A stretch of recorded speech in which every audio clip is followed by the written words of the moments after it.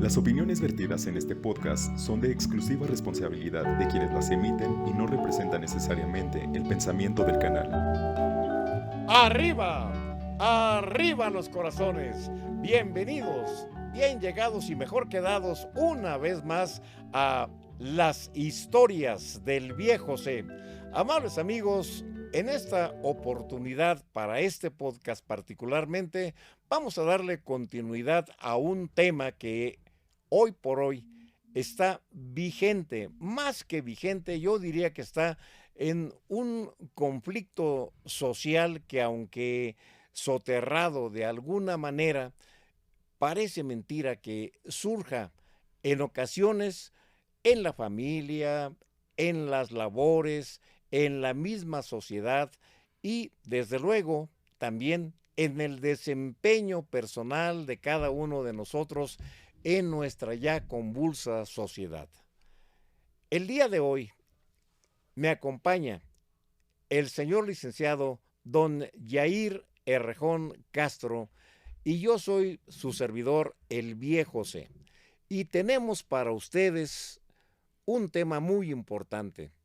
¿Quiere describirlo, por favor, joven licenciado? Claro que sí, señor Monroy. Muchas gracias por la compañía y por la invitación en esta ocasión a este episodio más de las historias del viejo C.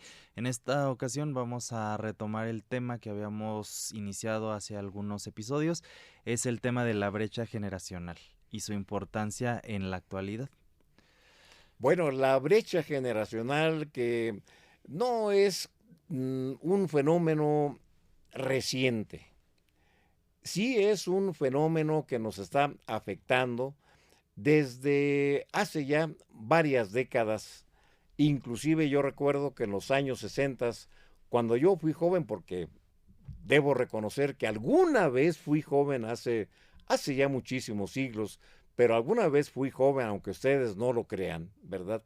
Yo recuerdo que en aquella época la gerentocracia, es decir, las personas mayores que tenían el control tanto de las empresas como de las sociedades y de las instituciones, no permitían, cuando menos de manera más abierta o libre, el acceso y el ascenso de los jóvenes que seguramente se encontraban un tanto cuanto más actualizados, que tal vez no mejor capacitados, pero sí más actualizados en cuestiones de procesos, de procedimientos tecnológicos y, en fin, de las maneras de hacer una labor, de constituir y de lograr una finalidad más económica, más eficiente y más eficaz, pero la gerentocracia, es decir, los mayores, no permitían el acceso, al menos ponían obstáculos muchas veces insalvables para esto.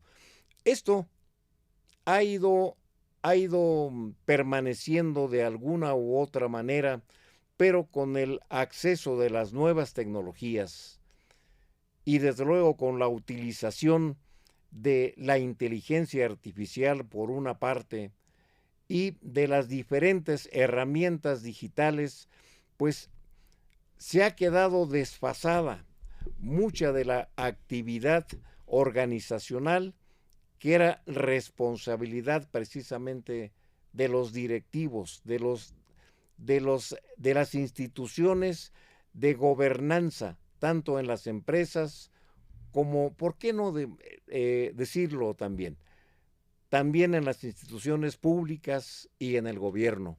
A todo esto, ¿qué puede aportarnos, licenciado?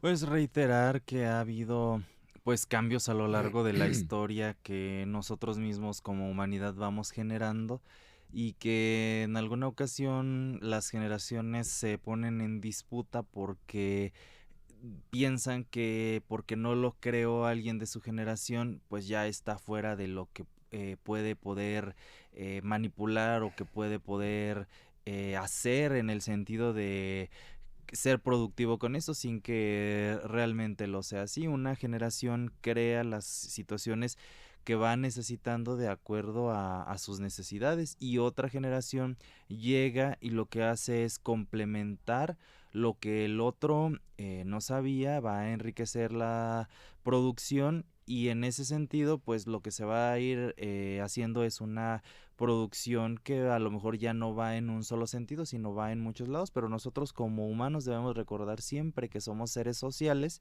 y en ese sentido pues no podemos vivir aislados, no podemos vivir solos. ¿Y qué se requiere? Pues de la compañía, de la sintonía, de la creación de otras personas que hagan en el sentido de la tecnología en este caso. Aterricemos estos conceptos, licenciado. Ayúdenos, ayúdenos con su experiencia y con sus vivencias. ¿Podría citarnos algún ejemplo en concreto de las dificultades que se enfrentan, tanto en el aspecto laboral o en el aspecto familiar o en el aspecto simplemente social que no comercial? También esto se traduce a veces en cuestiones de carácter político. ¿Podría, por favor, citarnos algún ejemplo?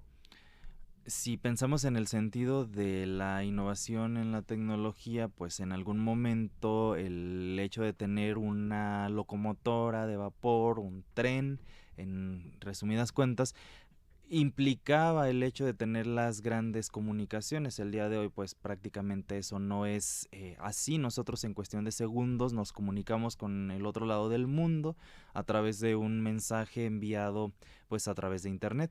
Y esta situación pues va haciendo un cambio y un avance en esa brecha generacional. Por otro lado, dentro de las instituciones, pensemos en una empresa expresamente, una empresa en la que antiguamente, vamos a pensar en un promedio de hace 40 años, aproximadamente se enviaban memorándums en los que se redactaban, se escribían, se hacían copias y se repartían entre los empleados para dar a conocer un evento que iba a ocurrir dentro de la empresa. El día de hoy, pues nuevamente eso ha quedado atrás, y lo que se hace es enviar un mensaje de texto a través de una red social en la que varios miembros de esa comunidad están integrados y que todos ellos deben de conocerlo y de saberlo. Entonces, la velocidad a la que fueron sometidos los discursos contemporáneos pues es sumamente rápida a como se inició esta cuestión de la comunicación, en el sentido de que si se pensaba que la locomotora era rápido y era lo máximo que había ocurrido, pues mucho tiempo después fue rebasado y creado por nosotros mismos humanos. Bueno, un excelente ejemplo, licenciado, lo felicito. Sin embargo, ¿qué podemos aportar en relación a la supuesta fragilidad de los medios digitales de comunicación? ¿Qué se cae el sistema, que el satélite se ve afectado por una descarga de una tormenta solar, en fin, que no tenemos suficiente energía eléctrica, etcétera, etcétera? ¿Qué puede aportar en relación a la fragilidad de estos medios de comunicación en oposición a la permanencia de lo que usted señala, medios mecánicos, como por ejemplo el caso consabido de la locomotora, por ejemplo, el Tren Maya, vamos a suponer?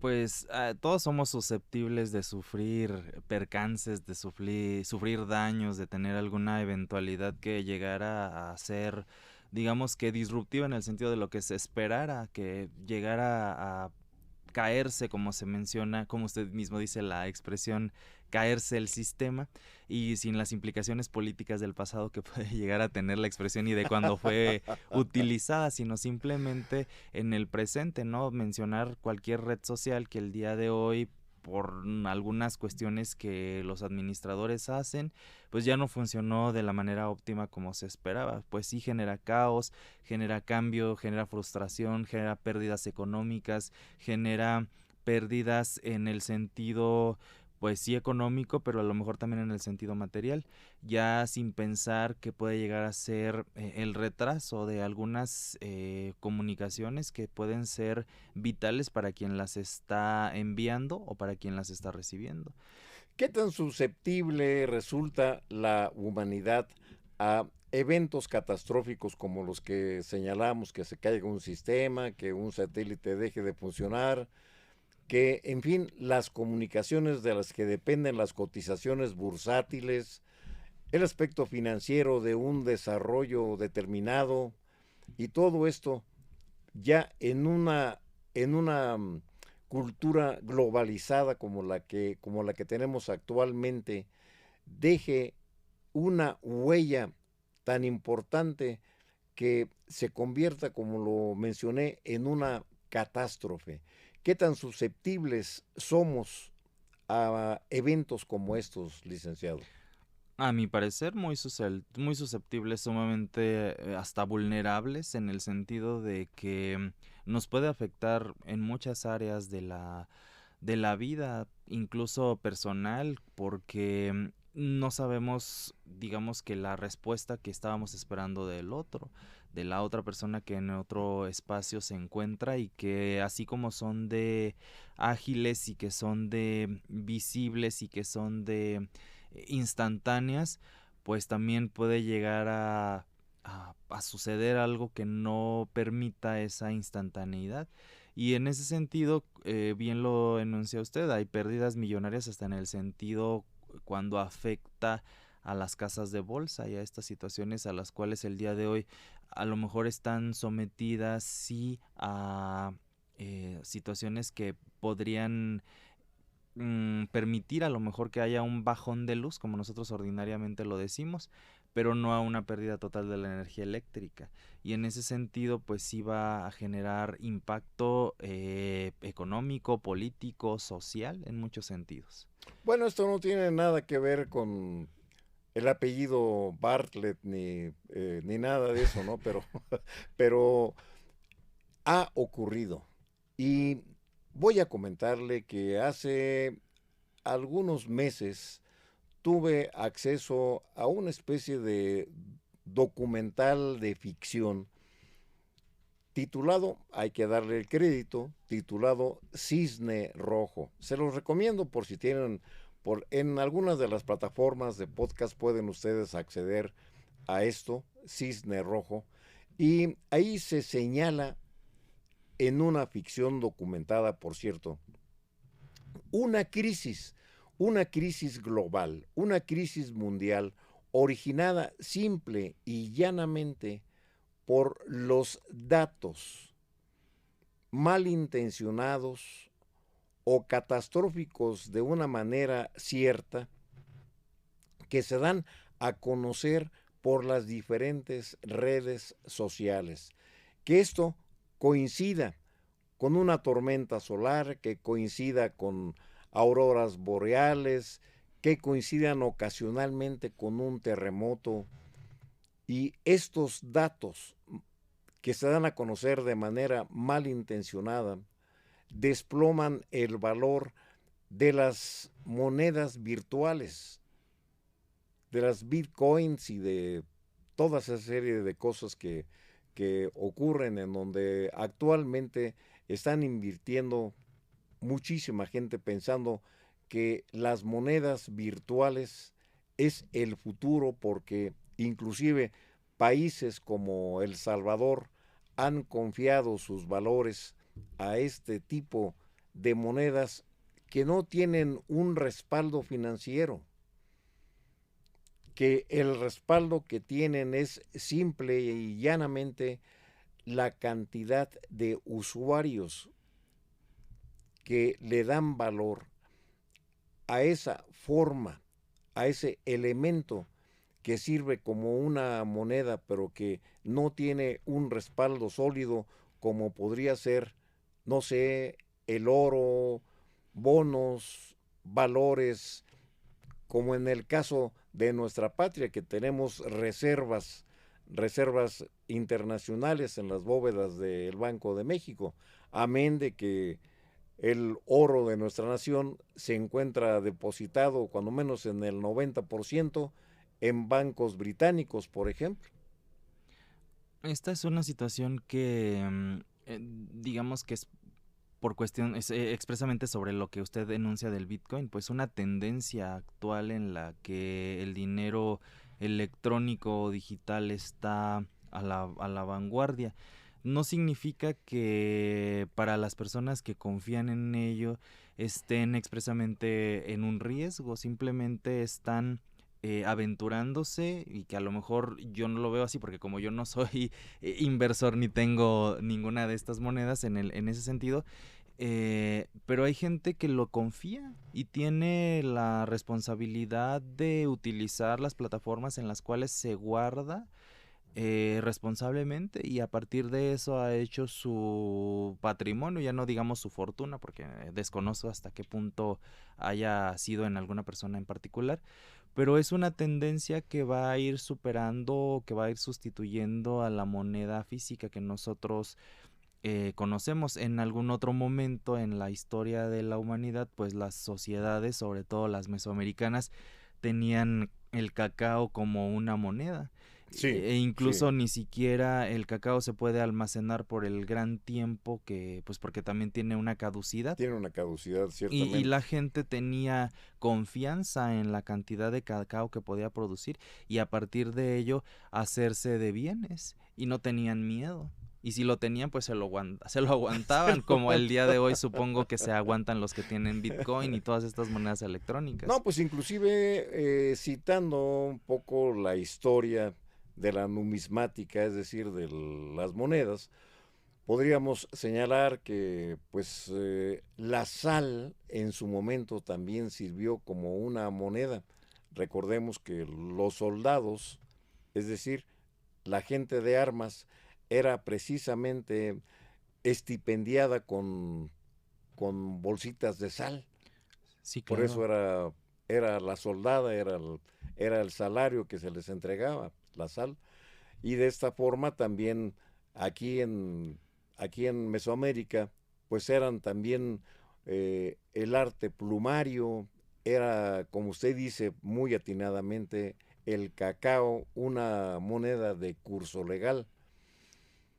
En efecto, incluso pues si nos remontamos no nada más a que ha habido otro tipo de monedas, pensemos que en la misma época en la que los españoles vienen a Mesoamérica, a las conquistas estas con una ruta equivocada pensando que iban a las Indias, en algún momento también estuvieron, entre otras muchas cosas, motivados a venir a buscar las especies y expresamente la sal, porque ellos les llegaban de Asia. Entonces, en ese sentido, sí, ha habido muchas monedas a lo largo de la historia de la humanidad. Y algo realmente increíble, licenciado, en esto estamos muy de acuerdo. Algo realmente increíble es que la moneda inclusive llegó a valorarse a través del papel. Desde la China de Gengis Khan ya se enviaban por mensajeros vales, es decir, moneda, cheques que decían vale por tantas cantidad de especia o de dinero o de mercancía, y estas se trasladaban de un lado a otro con ese valor. Inclusive los famosos caballeros templarios tenían sus depósitos de sus recursos en monedas de oro en una determinada labor o lugar más bien, y depositaban el dinero ahí para que no fuera robado durante el camino, llegando a otro destino, a otro lugar, presentaban el peregrino, presentaba su vale a la sede de los templarios en aquel momento, y se les decía, este vale es válido, valga la redundancia, ¿verdad? Es válido por 10 monedas de oro, y con la firma del templario que emitía esta moneda, se entregaba este vale en el monasterio o en el convento del destino, y el superior tenía la obligación de reembolsarle esas 10 monedas de oro. Esta también era una manera de tener monedas, pero tenían un respaldo físico, un respaldo que en metales o en bienes tangibles significaban y proporcionaban riqueza. La brecha generacional en la actualidad nos lleva a que confiemos en números, en guarismos, y estos números en realidad no significan ninguna otra cosa más que gente que los está utilizando para hacer intercambio, como es el caso de las monedas digitales. ¿A dónde nos conducirá esto, licenciado? En apariencia podemos pensarlo a una seguridad, en el sentido en el que ya no tengo yo que salir a la calle con un portafolio cargado de billetes y desplazarme a un lugar y ser posible víctima de algún atentado, ¿no? Que ponga en juego no nada más un patrimonio, sino hasta mi integridad física. Entonces, a mi parecer, parte de ello va orientado a esta cuestión de la seguridad. En otra de las situaciones, pues sí ha habido a lo largo de la historia mucho cambio en este sentido, porque antes pues las monedas eran de oro y son de otros metales de menos valor, o incluso los billetes en papel como tal, o incluso el cambio hacia los cheques cuando estuvieron muy en boga. A mí me parecería que en los años 90 que muchas personas emitían los cheques Sí, que ya no, ya sí, prácticamente ya están en desuso. En desuso. Hoy, el día de hoy son las transferencias, ¿no? A través de una aplicación en el teléfono, con una clave interbancaria se puede hacer un depósito por la cantidad requerida y pone a salvo a la persona, que no tiene que trasladarse a un banco a expensas pues de alguien que atente contra él. Incluso en algún momento me tocó escuchar una entrevista que alguien mencionaba, donde en los años 80 de alguna serie de conciertos que iban a dar en la Ciudad de México, en el Palacio de Bellas Artes, un lugar pues sumamente emblemático, ¿no?, para el desarrollo de las artes y expresamente de la música, en el que las personas se formaban con portafolios cargados de billetes para comprar boletos así a gran escala, y el día de hoy pues esto se hace en una fila virtual que hasta se ahorra tiempo y no pone en riesgo la integridad del que va a adquirir esos boletos. Entonces, sí hay un cambio, hay digamos que un avance, un progreso, porque no tienes que no tiene que intervenir el tiempo tanto, que tan valioso es el día de hoy, para hacer una fila. Bueno, a veces la fila es virtual, pero te hace una alerta de cuando ya puedes acceder tú a tus boletos, a la compra, y no tienes que estar ahí esperando de pie por horas. Si los valores tangibles como el oro, la plata, por mencionar solamente algunos, el cobre, inclusive, sufren de ascensos y descensos en su cotización, ¿qué podremos decir de los valores virtuales cuando hablamos de las bitcoins y de las monedas de esa índole? ¿Cuál es el patrón que garantiza el valor en mercancía? ¿Cuál es el bien que garantiza que esa moneda tenga precisamente ese costo o ese beneficio o ese valor? ¿Usted lo sabe? A ciencia cierta no, le decía hace Sí. un momento que no tengo yo inversiones en estas No, sí, pero cuando menos monedas. Que fuera del conocimiento público. No, tampoco, y no lo es. Fíjese. Llega a ser delicado en ese sentido. Bueno, entonces esto inspira desconfianza. E inspira desconfianza no nada más entre la gente mayor, que estamos acostumbrados a sentir el recurso de manera física, sino que también inspira desconfianza en las instituciones que todavía no han validado y seguramente no lo harán hasta que no tengan una manera de respaldar esos valores de manera física, como sí ha ocurrido, a mi parecer, de una manera un tanto cuanto irresponsable, pues algunas empresas e inclusive el país de El Salvador, por citarlo por su nombre?